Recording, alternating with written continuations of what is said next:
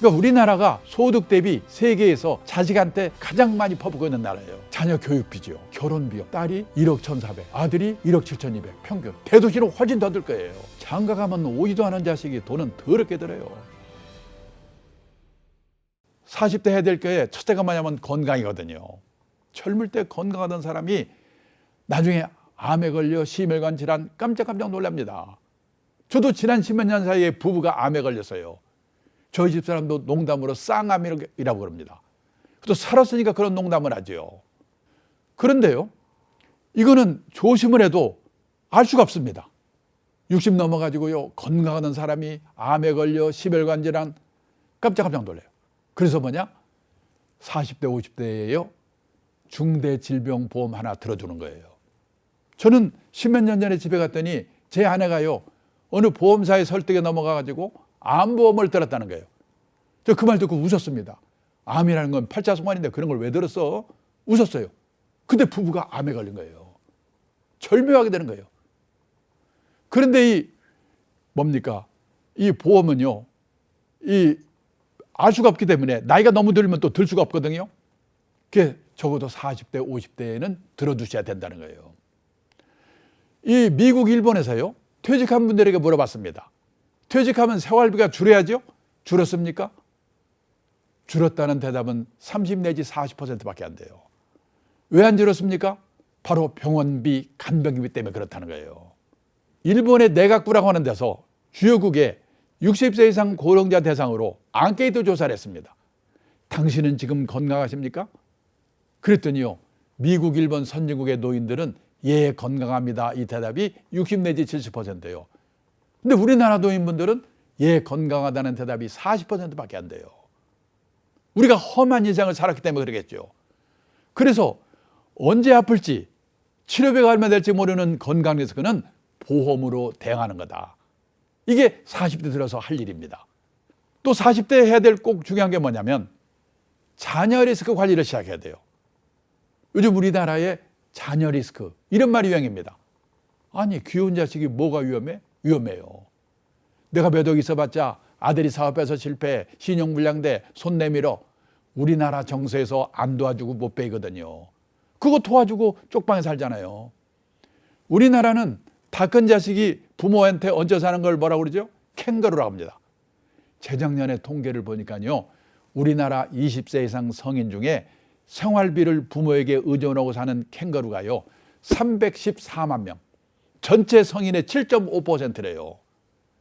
그 중에서도 30대, 40대만 65만 명이랍니다. 근데 캥거루가 이 말 들으면 열받는데요. 왜? 캥거루는요, 신통하게도 지 새끼를 낳아서 딱 1년 보호하고 쫓아버린답니다. 사람은 끝이 없잖아요. 일본에서는 캥거루를 또 뭐라고 부르냐면 기생충적 독신이란 뜻이래요. 일본의 35세에서 44세까지 10년 인구가요, 몇 년 전 조사할 당시에 1895만 명인데요. 그중에서 결혼 안 하고 부모한테 얹혀 사는 기생충적 독신이 295만 명이라고 하더라고요. 부모가 돌아가시면 어떤 일이 생기냐? 직업 있는 친구는 그나마 괜찮은데 없는 친구들이 더 많거든요. 부모 사망 신고 안 하고 몰래 연금 담거나 아니면 극빈자로 전락한다는 거예요. 영국에서는 키퍼스, 부모의 노후 자금을 갉아먹는 자녀들, 여기에 걸려버리면 몇 억 있어봤자 아무 의미가 없다는 거예요. 근데 지금 세계에서 우리나라처럼 자식한테 돈 퍼붓고 있는 나라가 없거든요. 작년에요, 미국 CNN 방송이 이 주요국에 0세에서 18세까지 자녀 양육비로 들은 돈을 GDP로 나눠봤더니요, 그 비율이 제일 높은 나라가 어디냐면 한국, 2등이 중국, 3등이 이태리래요. 그러니까 우리나라가 소득 대비 세계에서 자식한테 가장 많이 퍼붓고 있는 나라예요. 무슨 돈이 많이 들어가는가 다 아시죠? 자녀 교육비죠. 이건 뭐 말할 필요 없습니다. 그 다음에요, 결혼 비용. 제가요, 일본 친구한테 물어봤어요. 이 친구는 딸밖에 없거든요, 하나. 야, 네 딸 시집갈 때 결혼 비용 얼마 들었냐? 얼마 들었더라? 신혼여행 갈 때 150만 원 줬나? 우리 돈으로 1,500만 원 주고 끝냈대요. 우리는 보세요. 딸이 1억 1,400, 아들이 1억 7,200 평균.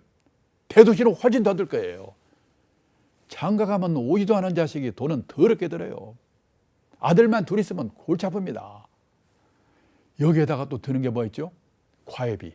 제가 3년 전에요, 서울에 40대 후반에 맞벌이하는 커플 3커플을 인터뷰했거든요. 그중에서 과외비를 제일 덜 쓰는 집이 이 집이에요. 부부가 맞벌이 해가지고 연 1억을 번답니다. 근데 과외비로만 3,360만 원 쓴대요. 여기에 등록금, 책값, 빵 사줘, 게임기 사줘, 우리 집 가족 먹고 살아야죠. 무슨 돈으로 저축을 합니까? 우리나라 직장인의 평균 퇴직 연령이 51.7세. 50대 초에 퇴직해요. 그러면 재취업하면요, 먼저 받은 월급의 절반 받으면 끝내줍니다. 재취업해서 연봉 2천만 원이 무지가 어렵거든요. 근데 거기 그 다음에 또 자녀 교육비, 결혼비용 들지요, 노부모 요양비 들지요. 그래서 1억씩 벌던 사람들이 60 넘어가지고 중산층에서 탈락한다는 거예요. 그 다음에 취직이 또 얼마나 안 됩니까? 보세요. 우리나라 작년 봄에 대졸자 취업률이 68%. 여기서 군대 간 애들, 대학 간 애들 빼면요, 절반도 안 돼요. 일본은 96%예요. 근데요, 어렵게라도 취직만 하면 만수무강인가? 아닙니다. 경희대학교 신동균 교수님이 발표한 건데요, 남자가 주 직장에서 45세까지 근무할 확률 60세도 아닙니다. 50년 이전 출생자는 7, 80%였고 58년 개띠는 40%였고 근데 60년 이후 출생자는 20% 돼요. 이제요, 3년 내다 관두고 취직해서 또 관두고 취직해서 또 관두고 평생에요, 6번 정도를 이직해야 겨우 60까지 다니는 세상이에요. 시험 잘 보는 거 아무 관계 없어요. 씩씩해야 돼요. 고성장 시대에는 신규 채용이 많기 때문에 과육 공부해서 좋은 대학 들어가서 취직하면 되거든요. 근데 이 저성장 시대에는요, 신규 채용이 별로 없어요. 어떻게 해야 되느냐? 이제 그 중소기업 같은 데 들어가 가지고 몇 번 이직을 하면서 좋은 회사로 옮겨가야 돼요. 그 옮겨갈 때 저기서 나를 뭘 뽑는가? 학벌? 스펙? 아니에요. 이 친구가 우리가 시키려고 하는 일을 잘하는가 못하는가? 전문성을 보는 거예요. 그 다음에 평판. 여기서 걸리면 끝입니다. 오직하면요, 요즘 대기업의 인사 담당자들이 자기들끼리 모여서 그런답니다. 속지 말자 학벌, 다시 보자 스펙. 얼마나 속았으면 모르겠어요. 실제로요, 3년 전에 제가 있는 업계에서 이런 일이 있었어요. 사내 변호사 1명을 뽑는데 변호사가 50명 모여서 넘쳐. 그중에 4명을 최종 면접에 올렸는데 스카이 3명, 기타 대학 하나. 결국 기타 대학을 뽑았어요. 왜? 변호사도 씩씩하고 적극적이어야 되니까. 그 회사가 그전에요, 서울에 인류 외고 나와서 스카이 법대 나와서 변호사 자격 가진 애를 3명 뽑았는데 다 실패했어요. 도련님밖에 없어요. 시험 잘 보는 거 빼고 할 수 있는 게 없어요. 한 친구는 지방으로 나가고 2 친구는 내보냈어요. 그 실패를 했기 때문에 면접 기준이 바뀐 거예요. 그래서 기타 대학을 뽑았어요. 그러면요, 인류외고, 스카이 법대, 변호사, 제가 최고인 줄 알 거예요. 다른 데 가도 면접 기준이 바뀌거든요. 한 2년만 취직 못하면 그 친구는 룸펜으로 전락하거든요. 근데 제 집안의 동생 하나는 공부를 싫어한 데다가 집안이 어려워서 대학을 못 갔습니다. 건설 공사 현장에서 30년 일을 했거든요. 물 새는 거 막는 거 방수의 전문가가 됐어요. 어느 날 대형 건설사 회장님 댁에서 물이 샜다나? 이분이 화탁증 하나 가지고, 야, 박사만 뽑지 말고 독일식으로 마스터를 뽑아라. 55세의 대형 건설사 마스터로 취직했어요. 지금 71세인데요. 작년까지 연봉 1억씩 받으면 다녔습니다. 나왔는데 금방 딴 데 또 내갔어요. 기술이 있으니까. 그래서 뭐냐? 이제요, 왜 이렇게 변호사가 어려운가를 한번 생각해 보셔야 돼요. 우리나라 변호사 1번 등록이 1906년이었대요. 1000번째 등록이 2006년. 변호사가 10,000명으로 늘어나는데 100년이 걸렸어요. 그때 변호사는 끝내줬죠. 귀하니까. 근데 또 10,000명 늘어나는데 8년. 또 10,000명 늘어나는데 5년. 지금 변호사가 33,000명이래요. 일이 없으니까 변호사가 세무사, 법무사 일 뺏는다고 난리잖아요. 요즘 의대 정원 늘리라고 난리인데 늘려놓으면 마장하게 될 거예요. 그래서 뭐냐? 우리도, 우리 애들도 이 시대에 맞는 제대로 된 직업관을 갖는 거. 경상남도 거창고등학교 유명하잖아요. 강당에 있는 직업선택 시계명 웃기는 계명 같은데 맞아요. 월급만 준대 가지 마라. 이제 월급은요, 회사가 주고 나라가 주는 게 아니라 내가 남다른 주특기가 있어가지고 적은 금액이라도 회사를 옮겨서라도 오래오래 다녀야 돼요. 남들이 보러 가는데 절대 가지 마라. 요즘 재벌그룹 입사 경쟁률 200대 1, 300대 1 그날 지는데요. 그 회사들이 40대 후반에 명퇴하고 난리잖아요. 부모와 마누라와 약혼자가 결사 반대한 데는 무조건 가라. 거기야만 틀림없다. 그때 저는 50년 직장 생활을 해보니까 이 말이 맞아요. 근데 이게 어떻게 가능하겠습니까? 부모 자식이 소신이 있어야지. 그래서 저는요, 우리 애들에게 자립교육을 시키는 게 제일 중요한데요. 우리가 애들에게 영어 수학 말고 가르친 게 있는가? 돈 관리를 가르쳤는가? 경제적 자립을 가르쳤는가? 근데 막말로 영어 수학은 못 쳐도 밥 먹고 살거든요. 근데 돈 관리, 경제적 자립 이거 모르면 평생 고생하거든요. 제가 얼마 전에 책을 쓰면서 조사해 봤는데 미국의 고등학교 교과서에는 이 돈 관리, 경제적 자립 이 내용이 40몇 페이지 나오더라고요. 우리는 몇 페이지 되지도 않는데 선택을 안 해. 수능에서 경제 선택해가 뭐 1.5%?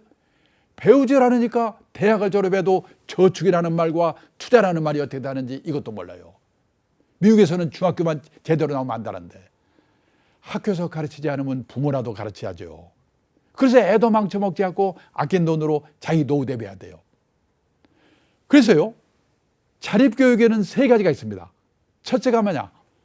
행위의 자립. 내가 머물렀던 자리를 휴지라든지 누가 와서 치우면 안 돼요. 요즘 목욕탕에 가보면 옛날보다는 좋아졌지만은 아직도 바닥에 수건이 널브러져 있습니다. 어떤 사람이 자기가 치워지는 거 안 치워서 그런 거예요. 회사에서도요, 누가 무슨 일을 하면 못 믿어. 어떤 사람이 가서 다시 한번 봐야 돼. 내 새끼가 그렇게 행위의 자립이 안 돼 있으면 어떻게 되겠습니까? 두 번째가 뭐냐? 의식의 자립. 우리나라처럼 남의 눈에 전전긍긍하는 나라가 없거든요. 저는 미국에서 살아보지 못했지만은 미국에서 온 사람이 그러더라고요. 거기는 학교를 졸업해도 넓은 천지에 흩어져 버리기 때문에 친한 친구 몇 명 빼고는 누가 어디서 뭐 하는지도 모른대요. 근데 우리는 동창회, 향후에 동네 모임, 무슨 모임, 개 모임 모여가지고 걔는 공부도 못하는 게 얼굴 좀 이쁘다고 시집을 잘 가는지 뭐 사고 뭐 샀다고 사진 찍어 올리고 나는 아침에 점심에 이건 먹었다고 사진 찍어 올리고 우리나라처럼 남의 눈 때문에 미치는 나라가 없거든요. 남의 눈에 종속되면 앞에 지금까지 말씀드린 내용을 실천할 수가 없습니다. 남의 눈에 종속되지 않아야 돼요. 의식의 자립. 그리고 마지막으로 경제적 자립입니다. 근데 경제적 자립이라고 하면 다들 뭐냐? 재테크, 돈 버는 능력 이것만 생각하거든요. 아니에요.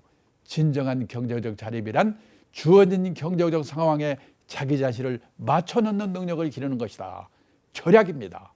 이런 행위의 자립, 의식의 자립, 경제적 자립 우리도 해야 되고 우리 애들한테도 제대로 가르쳐야지 애들도 불행하지 않고 내 노후도 편안할 수가 있다.